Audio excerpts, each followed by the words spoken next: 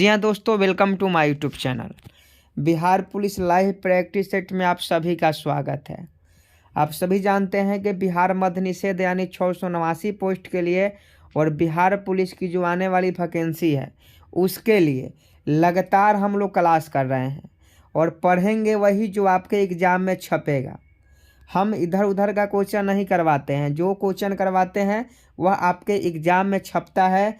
76 post में बच्चे से पूछ लीजिए, 365 पोस्ट के बच्चे से पूछ लीजिए कि किस प्रकार से हमने तैयारी करवाया था और किस प्रकार से आप सभी के एग्ज़ाम में क्वेश्चन देखने को मिले थे। और उम्मीद है कि इस बार भी 689 पोस्ट में भी हमारे ही क्लास से क्वेश्चन पूछे जाएंगे। तो आप सभी अगर इस बार सिलेक्शन लेना चाहते हैं तो आप सभी डेली 10 बजे हमारे साथ जुड़ जाएं। और आपको बता दें कि बिहार डीएलएड के जो अभ्यर्थी हैं वो लोग भी इस क्लास को कर सकते हैं, उनके लिए भी बहुत फ़ायदेमंद है क्लास। तो आप सभी का इस वीडियो में स्वागत है। देखिए, आज का पहला क्वेश्चन है कि ध्वनि की गति धीमी होती है। फटाफट सही जवाब बताएं कि ध्वनि की गति धीमी होती है। हर प्रश्न के लिए 5 सेकंड का आपके पास समय होगा। 5 सेकंड के अंदर में आपको सही जवाब देना है। तो सही जवाब फटाफट बताइएगा कि ध्वनि की गति धीमी किस में होती है। I am waiting for your answer. ध्वनि की गति धीमी किस में होती है।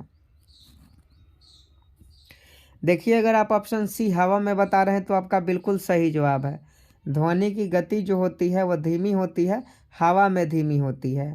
तो अगर आप ऑप्शन सी बता रहे हैं इस प्रश्न का तो आपका बिल्कुल सही जवाब है। नेक्स्ट प्रश्न देख लीजिए, प्रोड्यूसर गैस क्या है। I am waiting for your answer. Producer gas क्या है। 2 का सही जवाब दीजिए कि प्रोड्यूसर गैस क्या है। तो आपको पहले भी बताए थे और एक बार नहीं बहुत बार ये क्वेश्चन बताए हैं कि CO और +N2, CO + N2 को हम लोग प्रोड्यूसर गैस के नाम से जानते हैं। तो 2 का ऑप्शन ए आपका सही जवाब हो जाएगा, CO + N2। प्रोड्यूसर गैस क्या है, CO + N2 है।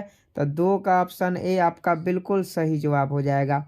3 नंबर क्वेश्चन देखिए, किस धातु को नोबेल धातु कहा जाता है। I am waiting for your answer. फटाफट इस प्रश्न का सही जवाब बताएं कि किस धातु को नोबेल धातु कहा जाता है। देखिए, आप बहुत लोग सोना बता रहे हैं। तो 3 का अगर आप सोना बता रहे हैं तो आपका बिल्कुल सही जवाब है। किस धातु को नोबेल धातु कहा जाता है तो ये सोना होता है। सोना को यानी गोल्ड को नोबेल धातु के नाम से पुकारा जाता है, जाना जाता है। तो सोना यानी गोल्ड इस प्रश्न का आपका बिल्कुल सही जवाब है। नेक्स्ट प्रश्न का सही जवाब बताइए कि किस फसल के मिट्टी की नाइट्रोजन में वृद्धि होती है। फटाफट सही जवाब बताइए। और देखिए, हम लोग बिल्कुल 10th लेवल के क्वेश्चन करते हैं। बहुत सारे बच्चे का ये भी कमेंट आता है कि सर इतना इजी क्वेश्चन एग्जाम में थोड़े ना पूछेगा। अरे भाई, जो एग्ज़ाम में आपके क्वेश्चन पूछे जाएगा वही क्वेश्चन हम आपको करवा रहे हैं। हमें भी सिलेबस मालूम है कि क्या आपको पढ़ाना है क्या नहीं पढ़ाना है, समझे कि नहीं। तो हार्ड क्वेश्चन पढ़ाने से कोई फ़ायदा नहीं है। अगर हार्ड क्वेश्चन पढ़ने से अगर बिहार मद्य निषेध में सिलेक्शन हो जाएगा तो हम बीपीएससी का क्वेश्चन आपको पढ़ाएं। बीपीएससी के क्वेश्चन पढ़ाने से आपका सिलेक्शन थोड़े ना होगा। इजी क्वेश्चन बिल्कुल 10th लेवल के जो क्वेश्चन है उसी का पढ़ने से आपका बिहार मद्य निषेध में सिलेक्शन होगा। तो 4 का सही जवाब बताएं कि किस फसल के मिट्टी की नाइट्रोजन में वृद्धि होती है। देखिए, अगर आप मटर बता रहे हैं तो आपका बिल्कुल राइट आंसर है। किस फसल के मिट्टी की नाइट्रोजन में वृद्धि होती है तो ये मटर हो जाएगा। मटर फसल की मिट्टी की नाइट्रोजन में वृद्धि होती है तो इसका सही जवाब ऑप्शन ए हो जाएगा। 4 का क्या हो जाएगा, ऑप्शन ए हो जाएगा। नेक्स्ट प्रश्न का सही जवाब बताइए कि खाना पकाने वाले सोडे का रासायनिक नाम क्या है। फटाफट इस प्रश्न का सही जवाब बताइए कि खाना पकाने वाले सोडे के रासायनिक नाम क्या है। I am waiting for your answer. 5 का सही जवाब बताएं कि खाना पकाने वाले सोडे का रासायनिक नाम क्या है। देखिए, 5 का अगर आप ऑप्शन सी सोडियम बाइकार्बोनेट बता रहे हैं तो आपका बिल्कुल राइट आंसर है। खाना पकाने वाले सोडे का रासायनिक नाम सोडियम बाइकार्बोनेट है। तो 5 का option C will be sodium bicarbonate आपका सही जवाब हो जाएगा।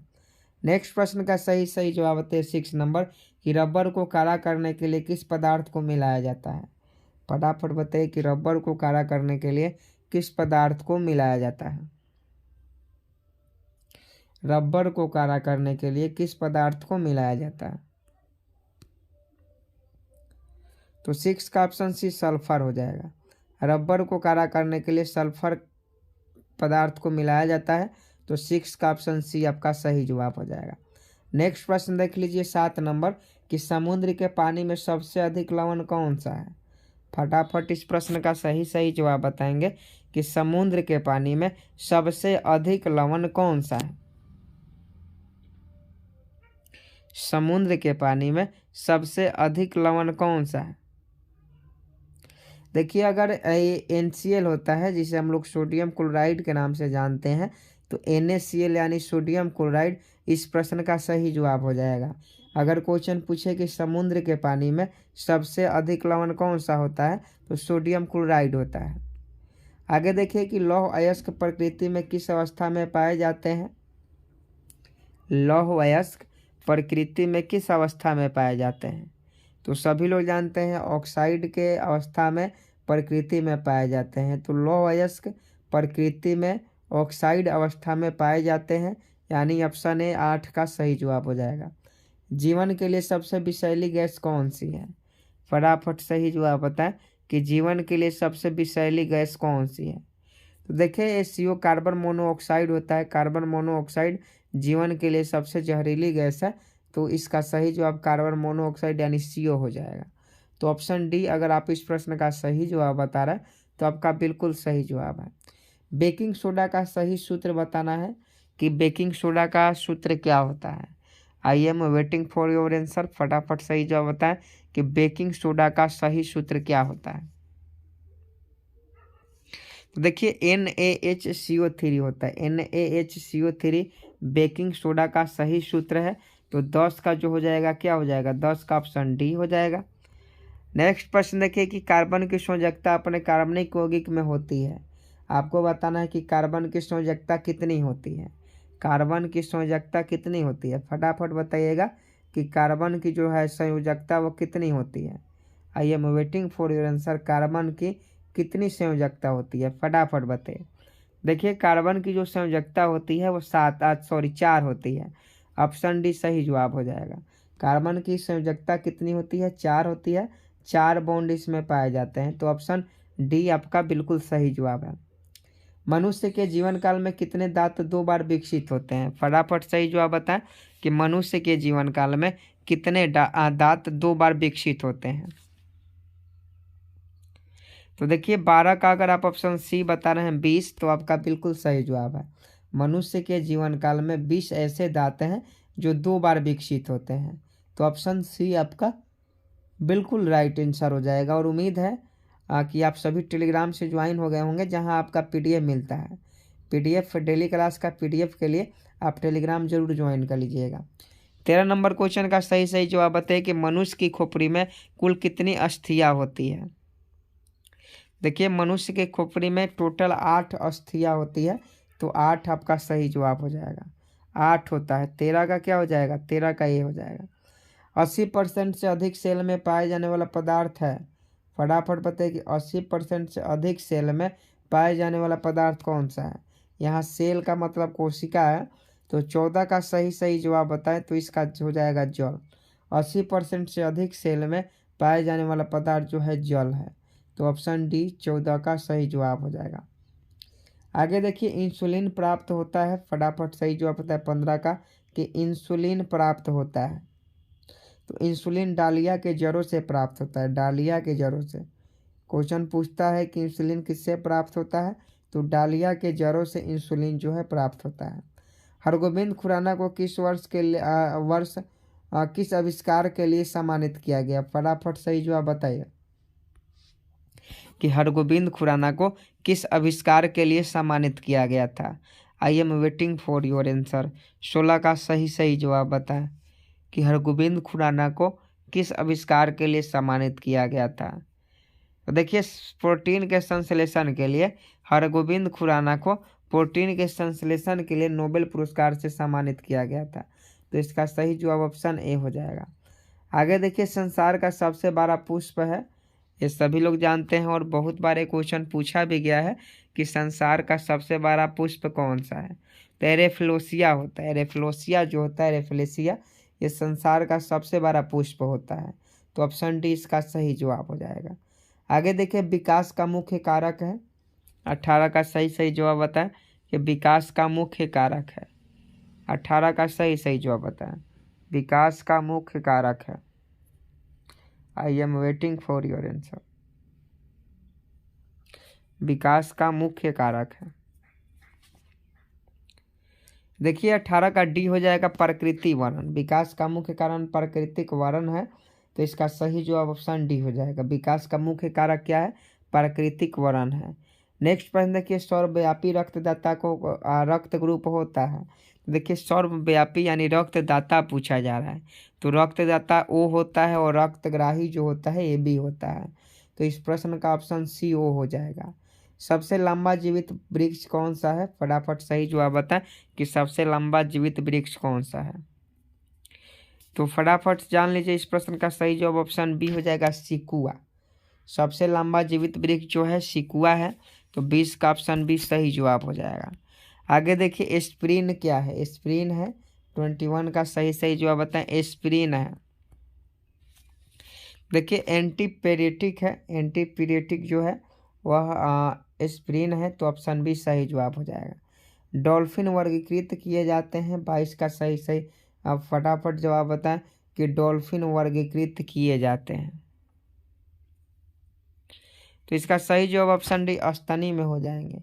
डॉल्फिन वर्गीकृत किए जाते हैं तो स्तनी में किए जाते हैं, तो 22 का ऑप्शन डी स्तनी में बिल्कुल सही जवाब हो जाएगा। HIV द्वारा होने वाला रोग कौन सा है? HIV सभी लोग जानते हैं, HIV द्वारा होने वाला रोग, तो इसका सही जवाब एड्स हो जाएगा। 1 दिसंबर को एड्स दिवस मनाया जाता है और एड्स HIV के कारण होता है। आगे देखिए विटामिन सी का रासायनिक नाम क्या है? कतई जहर प्रश्न है, लेकिन इजी प्रश्न है कि विटामिन सी का रासायनिक नाम क्या है।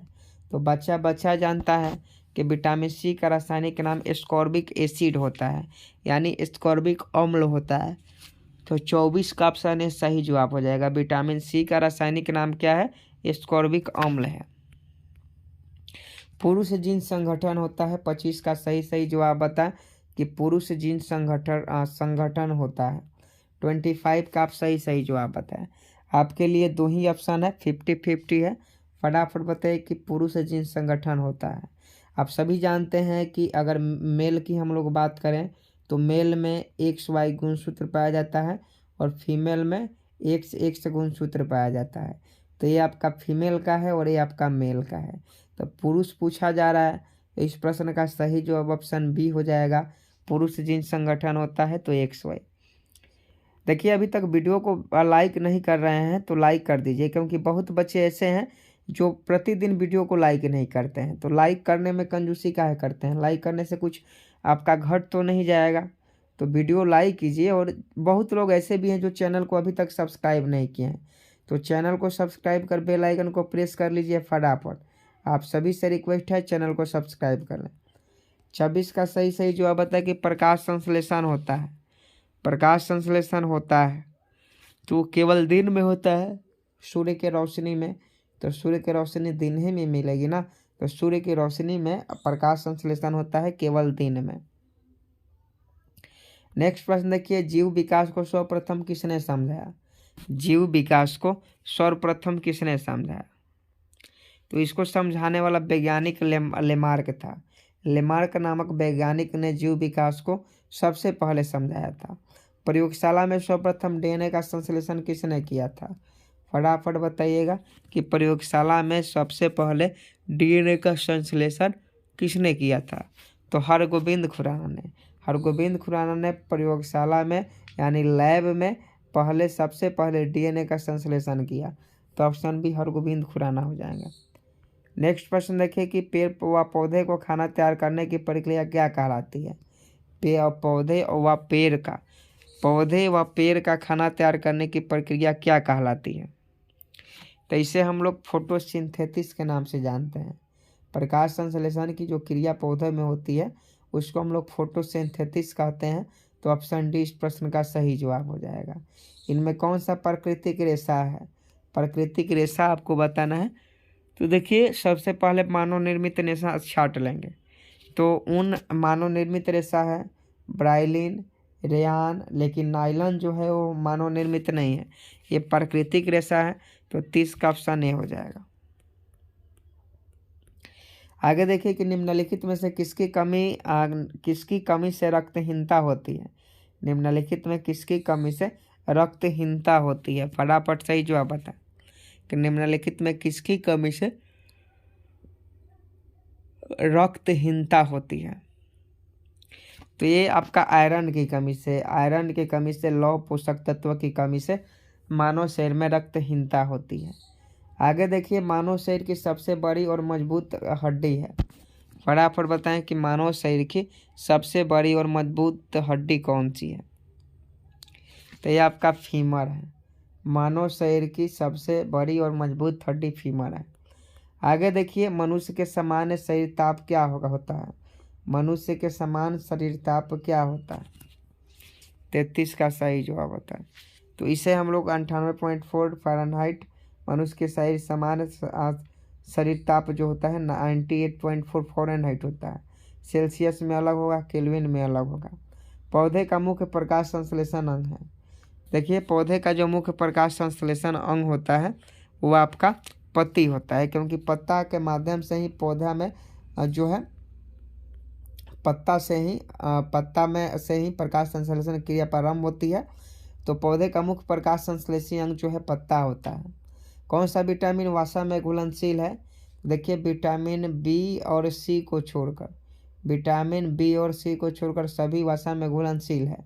तो ऑप्शन डी इस प्रश्न का सही जवाब होगा 35 का। आगे देखिए, मानव शरीर में सबसे प्रचुर तत्व कौन सा है? तो मानव शरीर में सबसे प्रचुर तत्व कौन सा होता है? तो आपका ऑक्सीजन होता है। ऑक्सीजन मानव शरीर में सबसे प्रचुर तत्व है। आगे देखिए, ब्रांकाइटिस एक रोग है। 37 का सही जवाब बताएं कि ब्रांकाइटिस एक रोग है, तो इसे फेफड़ों का कहा जाता है। आगे देखिए, बीसीजी का टीका दिया जाता है किसके बचाव के लिए? बीसीजी का जो टीका होता है बीसीजी का टीका बचपन में आप सभी को लगा होगा, तो किसके बचाव के लिए दिया जाता है?